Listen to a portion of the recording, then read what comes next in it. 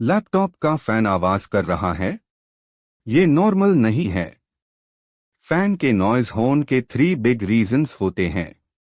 1. Dust jam.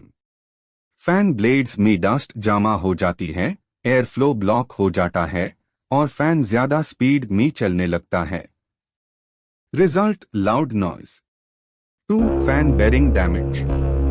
अगर laptop पुराना है तो फैन के अंदर बेरिंग लूज या ड्राई हो जाती है। इसे GRR या टक टक जैसी आवाज आती है। 3. Thermal paste dry. Processor heat ज्यादा बनाता है, फैन फुल स्पीड पार चलना पड़ता है, आवाज बढ़ जाती है। Direct hit final tip 25 to 35 sec.